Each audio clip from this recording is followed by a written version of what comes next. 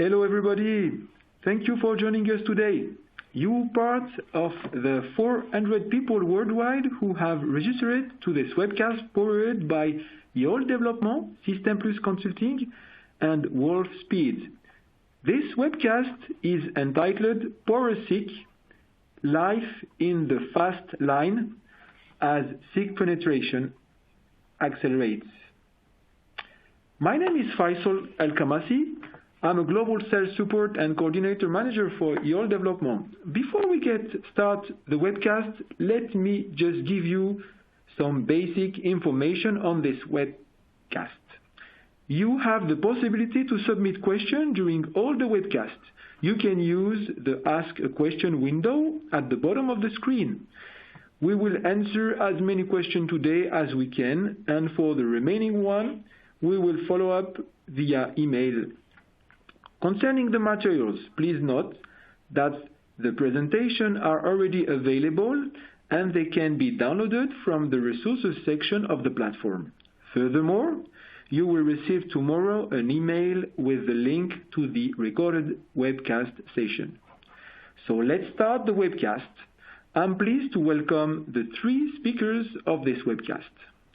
Dr. Ezgi Dokmus, Team Lead Analyst, Compound Semiconductors and Emerging Substrates at Yole Développement. Amin Alouche, Technology and Cost Analyst at System Plus Consulting. Dieter Liesabeth, Director Strategic Business Development Automotive at Wolfspeed. Our three speakers will share with us their knowledge and expertise. I'm pleased to welcome our first speaker, Ezgi Dokmus. Ezgi, the floor is yours. Thank you, Faisal. Hello, everyone. And thanks for your interest in this webcast. So it's a pleasure for me to co-animate this session with System Plus Consulting and one of the market leaders, Wolfspeed. So I would like to share our analysis today on power SiC market and the emerging supply chain. So very shortly, let me introduce you Yole Group of companies. So Yole Développement is a market research and consulting company.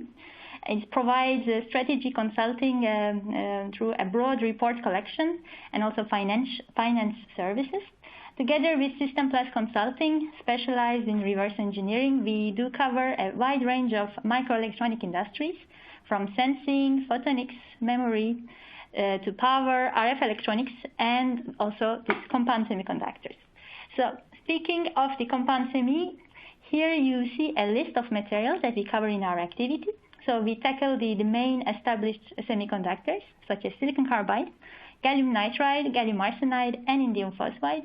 But we also do track the latest developments and ecosystems of the emerging semiconductor substrates, such as the bulk GaN, gallium oxide, diamonds, engineered substrates, and others. So today's topic is very hot, as you know, so we will speak of the power silicon carbide. So let's start. So we can say today that we are all witnessing a transition in our daily lives. So with the arrival of the mega trends, definitely speaking, it's the electric mobility.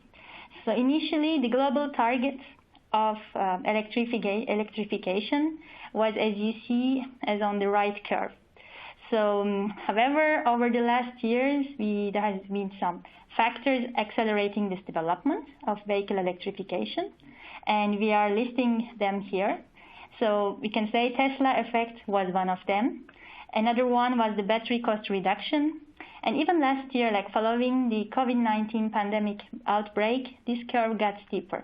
So the governments all around the world, China or in Europe, they strengthened their carbon dioxide reduction targets, and they put in place new incentives to encourage the electric vehicle buyers.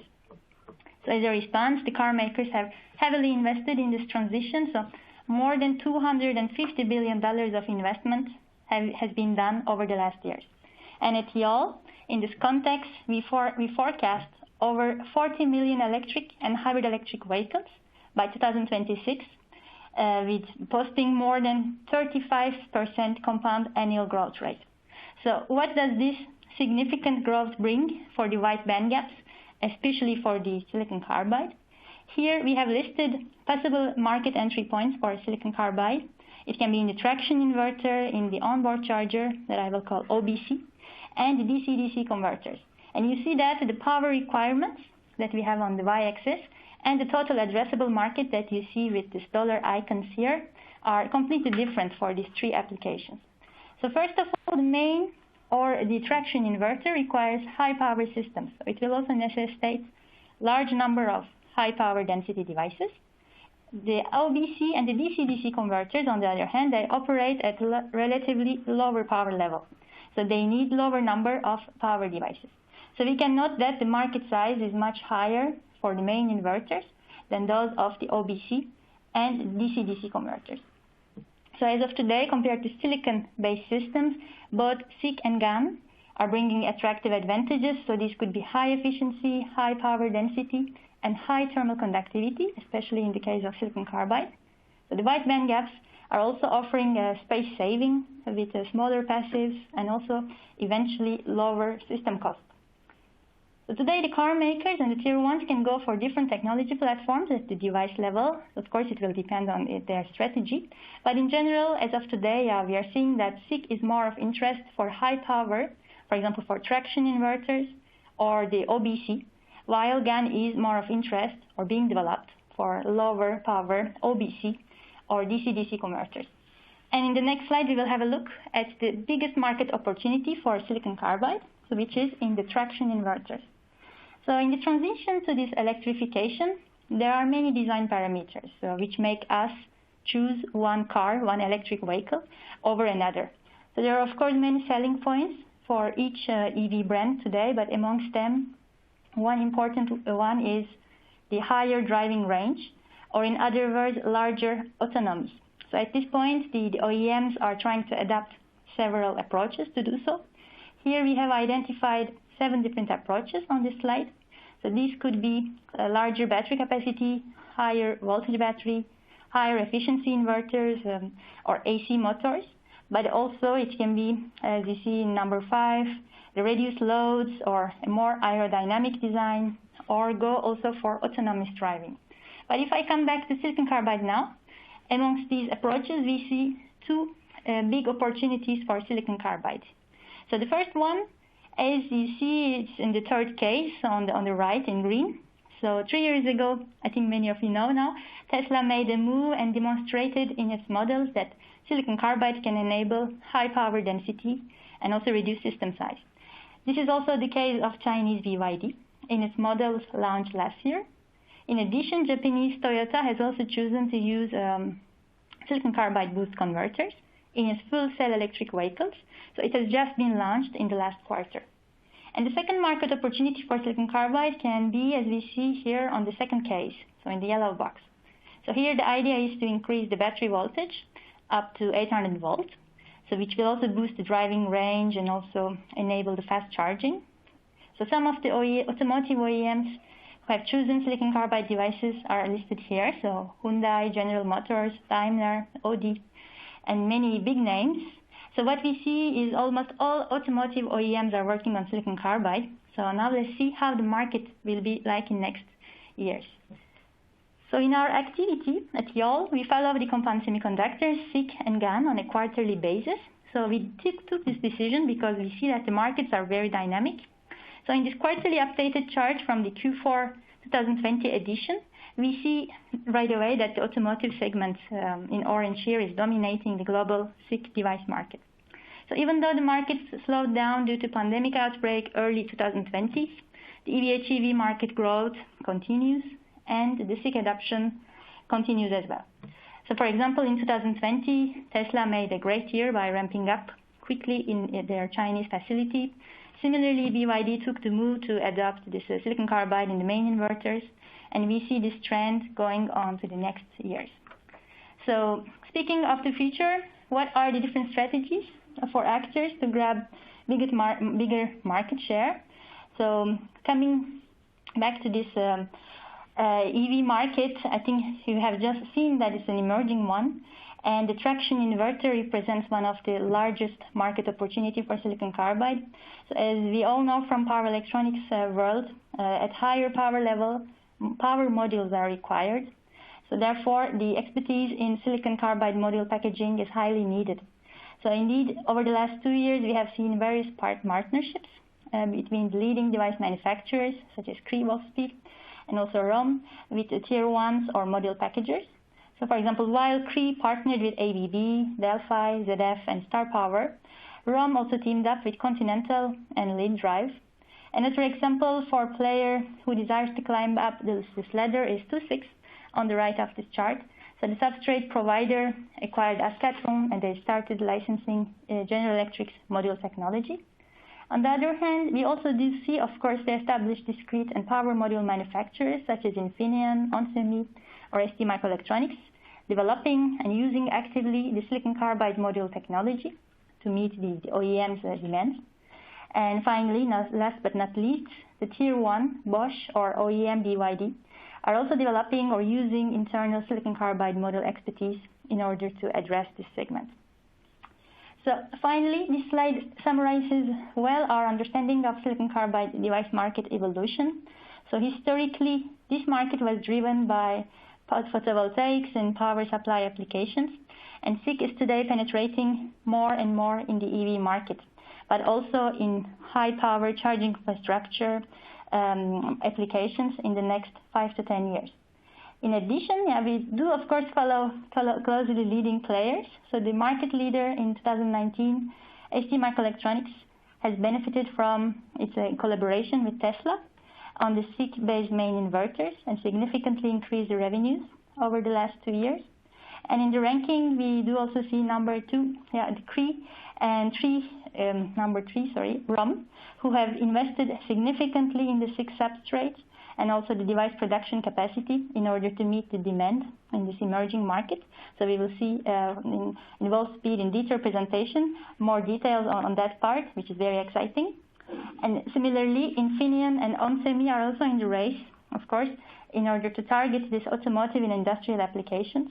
And what we can say that over the last quarters, all of these actors actually have announced exciting design wins at automotive OEMs, also strategic partnerships that we will follow very closely within our team in order to understand the future development.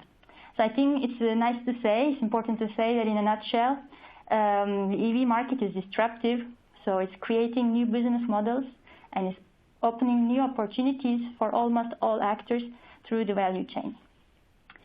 So these slides come from our compound semi-monitor service, in which we track the key markets in power, RF, and also optoelectronics on a quarterly basis. So within the power electronic module, as you see here, we are covering SiC and GaN, and the wafer and epi wafer markets, as well as the revenues, strategies, and roadmap of the leading actors that you see here on the left of this page. In addition, many of our slides also come from our broad report collection on power and compound semi activity. So we update these reports annually in our division. And finally, with this slide, I would like to thank you for your attention, and I hope to see you soon in some power or compound semi events. And I'm looking forward to your questions at the end of the session. Thank you. Thank you very much, Esli. Thank you for your presentation. Let's now welcome our next speaker from System Plus Consulting, Amin Alouche. Amin, the floor is yours. Thank you, Faisal. So welcome again to this webcast. My name is Amin Alouche. I'm a technology and cost analyst at System Plus Consulting, and I'll be giving a technology and cost overview about silicon carbide power MOSFETs. So first, I will present the technology roadmap of silicon carbide technology. Then I'll point out some challenges faced by technical and commercial challenges faced by silicon carbide devices. Next, I will illustrate this by some of examples of devices we have analyzed in our laboratory. And finally, I will give some cost aspects of silicon carbide devices. So first, this graph shows the identified silicon carbide discrete transistors in the market. These devices are packaged in discrete packaging. So as you may see here, the majority of players are offering devices at 1.2 kV, but also at 650 volt and at 1.7 kV as well. So here we show a technology roadmap where we summarize the main technologies introduced in the last years from the different players. Mainly the historical players, we can say, remain the leaders in proposing and offering new technologies.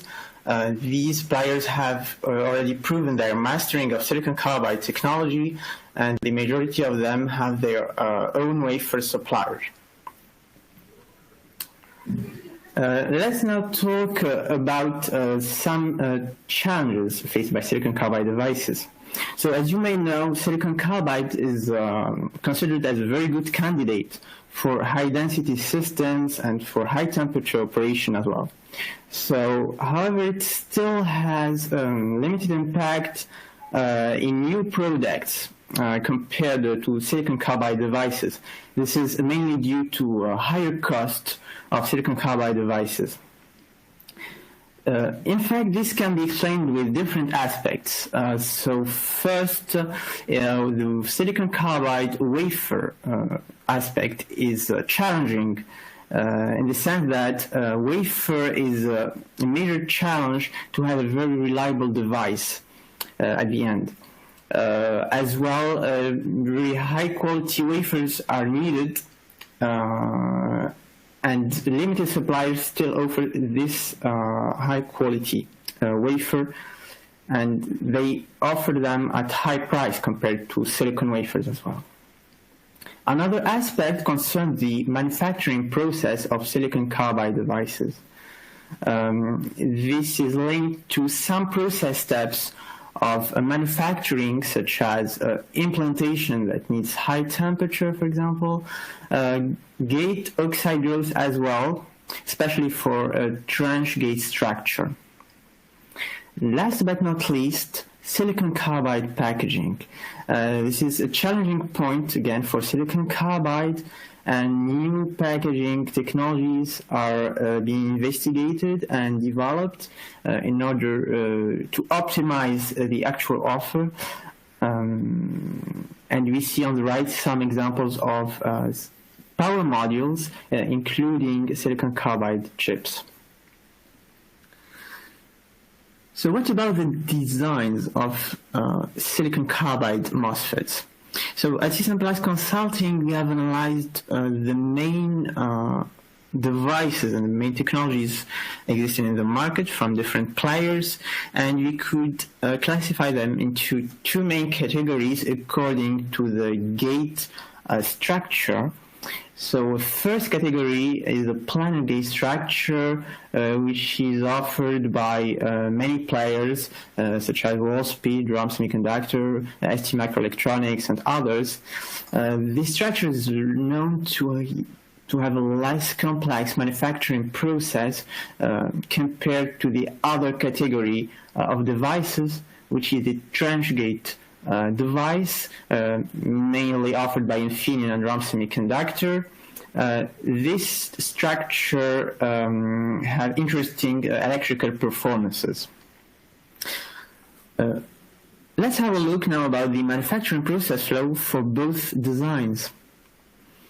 So in this slide, we have summarized the main process steps of manufacturing silicon carbide MOSFET with example of planar device from Wolfspeed and double trans structure from RAM Semiconductor. So as you may notice here, the main process steps are basically the same concerning the wafer thinning, epitaxial growth, implantations, and different layers patterning. The only difference may concern the silicon carbide etching in order to perform the trenches, which may have an additional cost impact for the trench devices cost compared to the planar design cost. Let's now have more concrete examples of devices we have analyzed, and I've started by Wolfspeed. So we have analyzed all the technology generations from Wolfspeed, from generation 1 to 3, which is quite noticeable. Here is the maintaining of the same planar structure for 3 generations, while offering very competitive unresistance values compared to the actual devices with comparable electrical ratings. As well, a remarkable point is the use of wafer thinning for the latest generations of the devices. Another example is from Infineon, where we analyze the cool SiC trench gate technology. You may see on the bottom right scanning electron microscope image with a very specific doping profile from Infineon in correspondence to the theoretical sketch just above. Again here we notice that Infineon uses a significant wafer thinning compared to the analyzed devices for the same voltage class. That means here for 1.7 kV. What about performances now? In this chart, we compared performance of selected 1.2 kV silicon carbide Mosfet in terms of a figure of merit, which is the gate charge times the unresistance. And what we can see in this chart is that silicon carbide designs have gradually been improved by the different manufacturers all over the recent years. Here we are highlighting in red stars the trench gate structures that appear to have very interesting electrical performance concerning this figure of merit. You need to know that for this figure of merit, the lower it is, the better is the performance. But which is also noticeable is some planar designs are really competing trench gate performance, such as Wolfspeed or on semiconductor technology.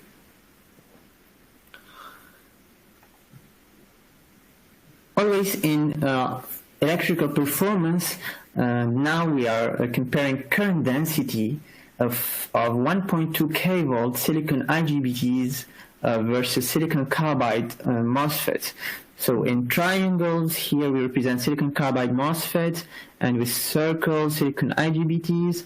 So different colors for different manufacturers, which is here quite noticeable. In fact, is the clear difference in current density performances between both device categories, where we see silicon carbide MOSFETs have better current density than their silicon counterparts. So let's now have a look to the cost. On the left graph, we show an example of breakdown of a silicon carbide MOSFET wafer front-end cost, where we can see that silicon carbide raw wafer is a major cost driver within silicon carbide front-end manufacturing. On the right, another example of breakdown concerning the front-end process steps. And here we clearly see that epitaxy has the biggest cost impact among the other front-end step categories.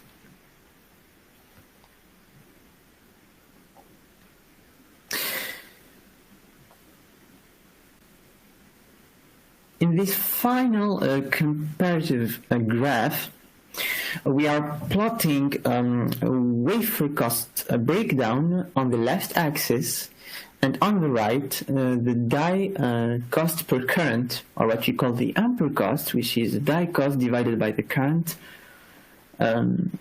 Here, first remark is that the raw wafer cost is varying from one manufacturer to another. And this is mainly due to the supply chain, which itself varies from one manufacturer to another. And globally, what we can say here is that there is a competition in cost, indeed, between different manufacturers. And we believe, according to our understanding, that this competition in cost will push the silicon carbide devices cost to be more and more acceptable to the end users in the different field of applications of silicon carbide in the near future. And finally, here we have a list of the reverse costing reports related to this subject from System Plus Consulting. And I want to thank you very much for your attention. Thank you very much, Amin. So to finish this webcast, we will now listen to Dieter from Wolfspeed. So Dieter, please. Yeah, thank you very much, Kazi, and also to Eski and Amin, which did a perfect job in order to show the market trends and also the insights about the landscape of silicon carbide products. My name is Liesabeth. I am Director of Automotive Business Development. I'm with Cree since 8 years, and I just want to guide you a little bit around the view of Wolfspeed, how we are going to enable the battery electric-driven market. Just for the starting point, maybe just some recent changes of the company Cree Wolfspeed. Basically, when Greg Loeb was coming on board 3.5 years ago, we started the transition from a lighting LED-focused company over to a powerhouse in power electronics around silicon carbide and gallium nitride power ICE. Just by 1st of March, a few days ago, we were selling our last final bit of LEDs to Smart Global, and we are going to rename the company now to Wolfspeed. This is a major step forward, so to put the past with LED backwards and then looking forward on silicon carbide and gallium nitride products. One of the biggest announcements which we did 3 years ago already is that we are implementing a big facility, or the world's biggest facility for silicon carbide, and we announced also 2 or 3 weeks ago that we are starting there by beginning of 22 with 200 millimeter wafers. I come to this point later. And that we are also accelerating our capital investment, and that we are a little bit ahead of our, let's say, implementation, so that we can serve the shortening in the market of material, maybe even further in this year already. So what is Wolfspeed doing? So basically we are growing, or let's say transforming powder into boules, and to be honest, this is like forming diamonds. Therefore, this base material, like Amin also pointed out, is quite expensive, as we are doing this under very high pressure and 2,400 degrees, so it's a very precise process which you have to control. But then you're also slicing basically diamonds, and this is also a very time-consuming and intensive market. And then you still have to polish the wafers. So you have seen that there's different thickness of wafers, and as thinner the wafers are, the better you have the losses under control out of the power Mosfet or silicon carbide diodes. What we also provide is epitaxy, which we're doing in-house, and then of course we make our own Mosfet and diodes and package them in the different housing. To enable the industry, we were also, let's say, serving all of our competitors, because we want to build up an ecosystem for the industry around silicon carbide. And it is very clear, and it was very clear in the past, that we are not able to establish this kind of ecosystem if we are not serving also the big players in the industry. And you name them, we are a public contract with STMicroelectronics, Infineon, and others. And for this, we really want to enable the complete ecosystem in this market. So coming about this investment which we have announced in 2019, so if you look at the graph, this total industry is really accelerating with a very, very high demand from the industry. And as we also mentioned, the automotive market is one of the major driving forces with this high power demand from 100 to 300 kilowatt inverters. And this is really driving the silicon carbide area, which is needed in order to support the industry. We have started with our RTP fab a long time ago, and then we converted basically in 2019 our LED fab also to silicon carbide. So we are basically moving out all our silicon carbide LEDs and converting the second fab completely over to silicon carbide. But even with doing this and converging from 4 to 6 inch over the last 3 years, the capacity is really growing up rapidly, but the demand is further and faster catching up than the supply can support. So the investment which we did back in 2019 to really ramp up the big capacity by 22 was a decision to invest $1 billion in order to serve the entire market. And this is also something which we are driving still forward, that we are going in partnership with our customers, with the tier ones, with the module makers, with the OEMs, in order to build the future around silicon carbide.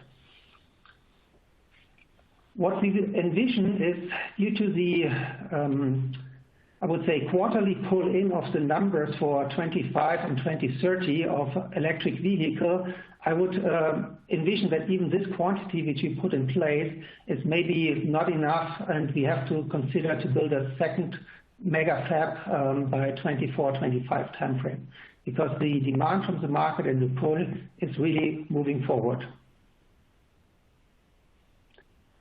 So what happened in the industry? There was already some of the slides shown by SD, but I just want to give you also the view from our side and also the experience which I made over the last 8 years.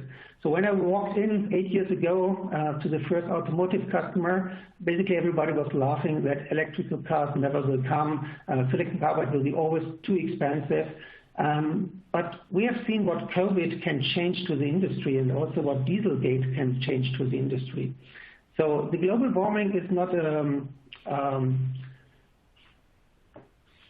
it's not a thing which is not realistic, but it's something real. And the damages just in last year by global warming is $210 billion. So just paying a little bit for silicon carbide and save some of the energy waste which we are doing every day, I think this is a good balance. And then basically nobody should even argue about a little bit higher cost of silicon carbide. And the green awareness due to COVID, where everything shut down, there were even people in Delhi or Beijing which saw first time in their life a blue sky. So the experience of the people are changing and the awareness gets better. And the societies are pushing forward and pulling forward a ban of combustion engines. So we are having now several countries which are banning by 25 already combustion engines, others by 2030. And this pull forward from all these governments is also driving then the car OEMs to pull forward to full electrical vehicles. And we have prominent examples already, which is even announcing a 100% conversion to full electrical. So Volvo did this already, Nissan is announcing this, and I think the others will have to follow. And this means there will be even more demand for silicon carbide in the future. Also, as new vehicles or battery electric vehicles are more easy to manufacture, there are more than 750 startups which are looking into this market and trying to catch the market space. And there's more than $17 billion investment into these newcomers just in order to bring up a new platforms for the industry.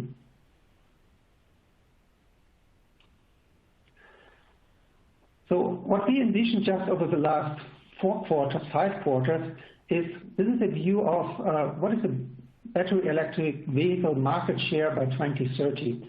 So even the numbers of vehicles are more or less flat over the next several years by 2030, maybe a little bit down.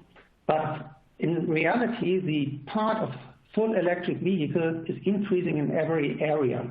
It's increasing in Europe, it's increasing in the US, it's increasing in China as well. And the acceleration is quite surprising to everybody, because if you just compare a number of 25% then 1 year later, which is coming up to 50%, you have to consider to build factories in order to support this. And the same opposite is coming with the combustion engine. So it's really decelerating and going down further in demand.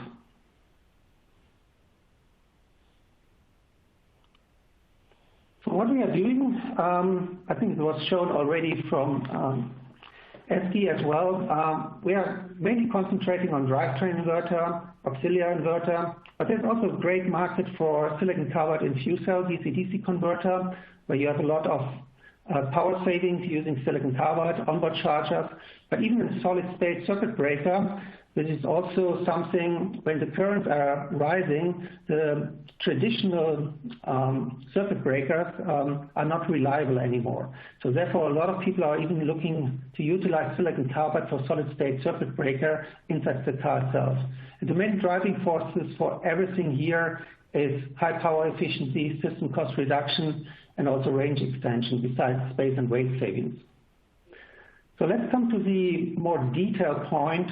What can silicon carbide really do for the industry, for the CO2 savings, for a greener planet? And it's all about saving energy. And it maybe does not look very big if you say, oh, I'm coming from 94% efficiency to a 96 or 97. It's just 3% more. But this means you're cutting your losses by more than 70%, which means also your heat dissipation is cut by 70%. So all of this kind of, let's say, very small changes here, which I would not even argue is small, it's even big changes, happen on the charger side with DC fast chargers. It happens on your onboard charger if you slowly charge at home, and also the drive inverter, where you have the main effect between 5 to 10% depending on the drive cycle. So whenever you use silicon carbide in an inverter and you are using it in partial load condition, you're always comparing a silicon inverter, which has basically an IGBT curve or a diode curve, compared to a resistor curve of a Mosfet. This means if you have the same rating of the peak power for IGBT and Mosfet with the same losses, then you have a huge advantage of silicon carbide in partial load because you are basically having half the losses in partial condition. And even you have maybe a car with 100 or 150 kilowatt, you're using in your city cycles maybe 20 kilowatt only.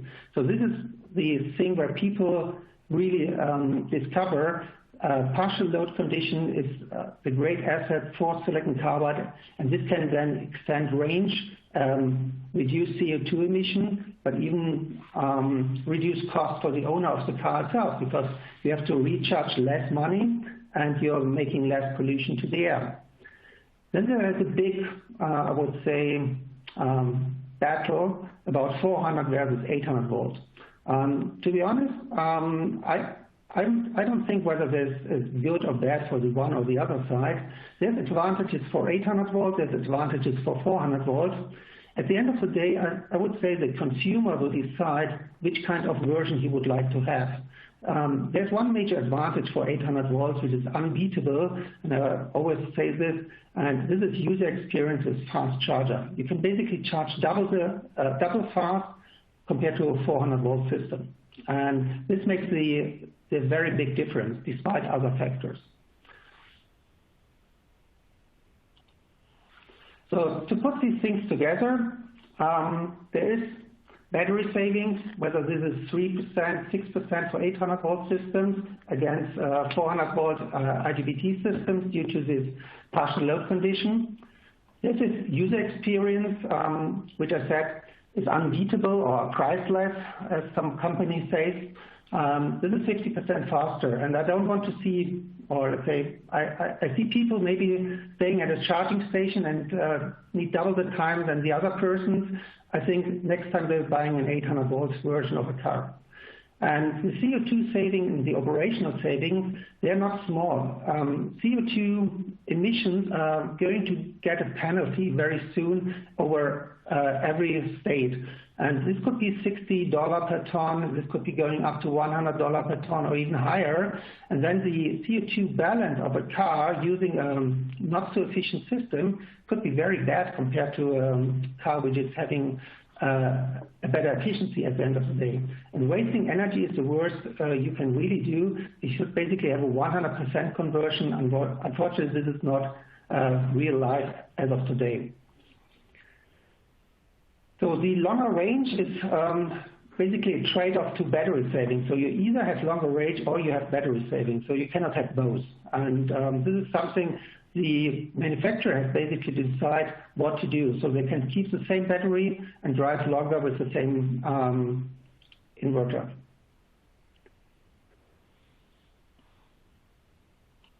So how are we approaching and tackling this kind of market change? We have discovered over the course of the last 5 years that silicon carbide Mosfet itself is nothing without the surrounding system around. So it's a bare die, of course it's a base material as well, but then you have to create also modules, packages. Then you have to create a control logic with inverter, and you have to get specialized driver schemes, like having intelligence drivers in order to reduce the amount of chips inside the inverter. And then we are basically talking with all manufacturers from a module, tier 1 and OEM level in order to make a best system integration and the best system cost. Because just pushing the price on a bare die down is maybe one solution, but at the end of the day, you may waste a lot of energy and time in the wrong power module, in the wrong control logics which you're doing, or even, let's say, the battery management and the charger itself. So therefore, we are basically looking into all these kind of factors.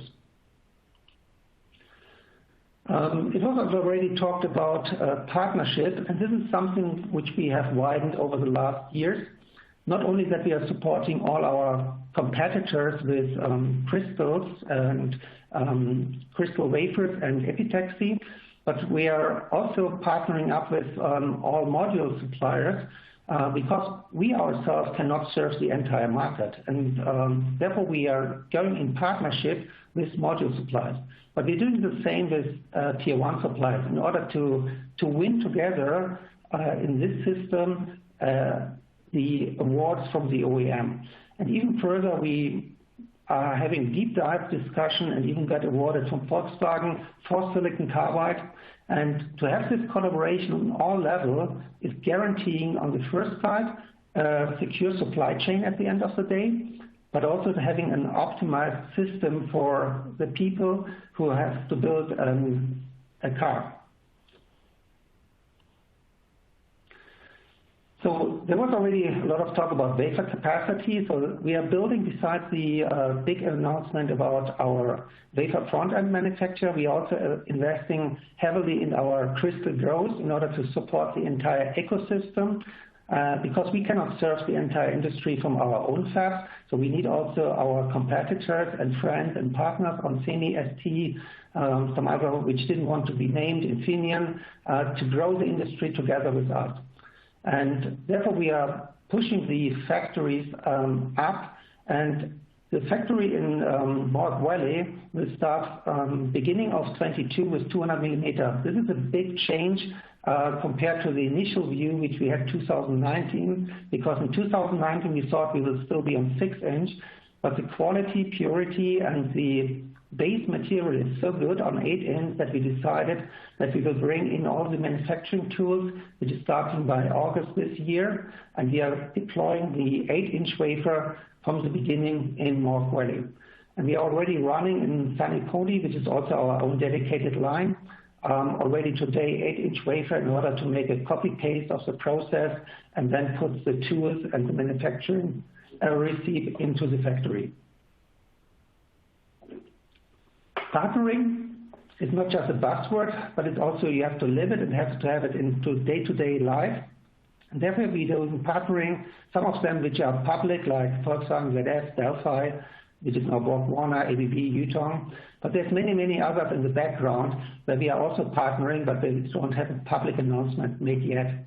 And we are basically working together with everybody who want also to work with us, because the supply constraint over the next years will be immense for this kind of industry. And we see this already today in other areas with the microcontroller shortages and with TSMC and UMC, which is really causing a big issue for the automotive industry. So to put it in a nutshell, why silicon carbide? I think it's very clear for everybody who was on the call today. It's higher efficiency, faster switching, improved thermal, higher power density. And Wolfspeed, or Cree, was formed more than 30 years ago around silicon carbide and gallium nitride. And we are pushing capacity up to serve the entire market, not for our own capacity itself, but also to deliver wafers to the entire industry. And we are having more than 8 years experience now with the Mosfet, with more than 6 trillion field hours. So the summary of this call is 30 years experience, worldwide leader in material itself, and we are really trying to enable the ecosystem around electrical vehicles by partnering with everybody. And in order to support the supply chain demand for the future, we are ramping this 200 millimeter wafers already beginning of 22 in our Morg Valley factory. And as a result, we try to reduce the CO2 footprint over the world and save energy. Thank you very much.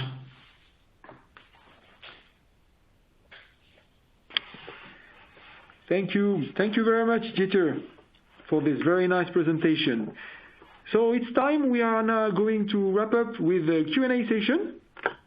We will answer as many questions today as we can, and we will follow up via email for the remaining ones. So we have pretty lot of questions. So let's start with you, Ezgi. One question for you. What about the competition with GaN? Can GaN be a threat to SiC adoption in electric vehicles? Thank you for the question, Faisal. Yeah. So it's a good one.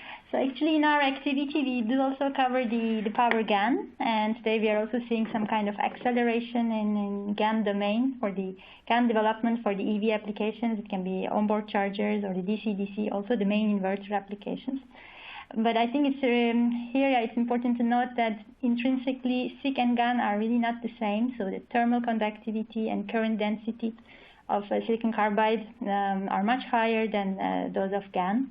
So that's why actually silicon carbide is more attractive solution for the main inverters, as Dieter also said in his presentation. So GaN is more of interest for the lower power systems, for the OBC or 48 to 12 volt DC-DC converters.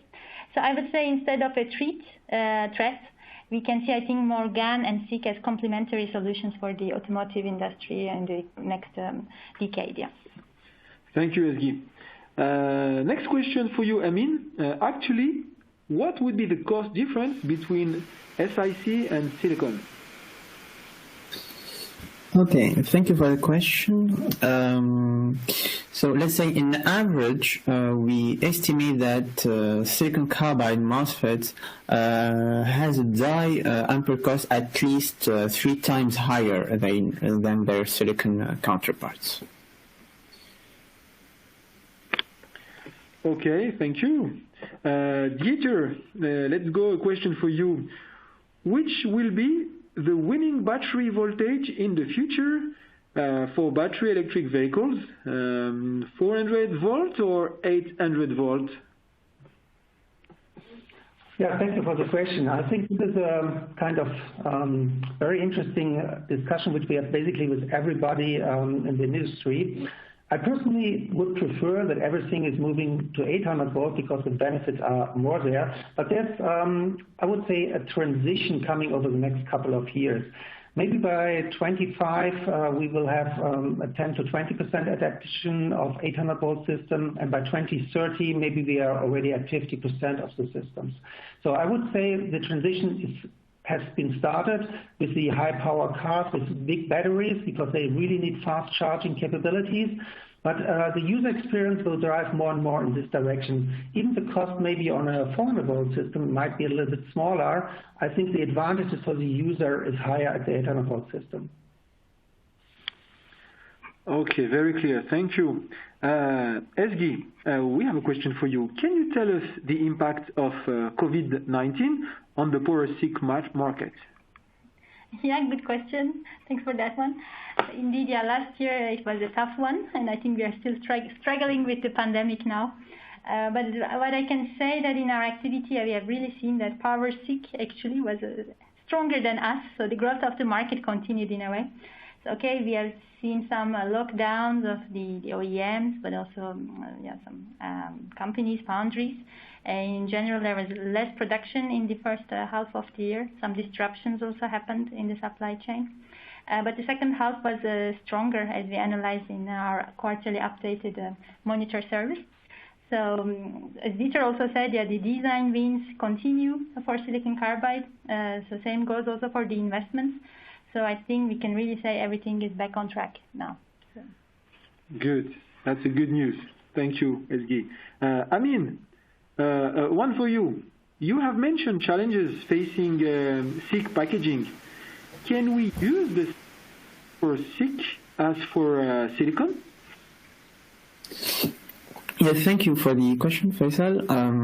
Indeed, I just gave a glimpse about packaging in the first slide of my presentation, since it was not the focus. But to answer to your question, we really need to fully benefit of silicon carbide technology when talking about packaging. So new packaging solutions must be developed since silicon carbide devices can work at higher junction temperatures, higher switching frequencies, and with smaller die sizes. Okay, thank you very much, Amin. One question for Dieter. What are the biggest challenges in the SiC market to overcome to get into the mainstream market? I would say at the moment it's supply capacity because, as I mentioned, we are ramping up heavily the capacity for the industry, which is then also driving the cost down. So the more capacity you bring online, which is on the crystal growth side, on the epitaxy, but also then on the front-end manufacturer, this will drive costs down. And then by driving costs down by this very huge demand from the automotive industry, it will also enable a lot of other markets which were in the past not using silicon carbide. So I'm just thinking about motor drive, which were very reluctant to utilize silicon carbide. But the benefits are already here today, and I think at a certain point in time, they will also switch over to silicon carbide, even in this kind of very conventional market. So the market will change, and it's just a matter of, let's say, price coming down, driven by huge demand from the automotive industry. Thank you, Dieter. Thank you. The webcast is now over. We receive a lot of questions. We can see how interesting is this topic. So we will answer to the remaining question directly by email. You will soon receive email with the link to the recorded session. Also, please feel free to share the presentation with your colleagues. And please let me remind you that you can find all our reports on our webcast, www.high-micronews.com. Do not hesitate to contact us if you have additional questions. You can find our contact details on the last slide of the presentation. Thank you all for joining us today. Have a good day and take care. Bye-bye.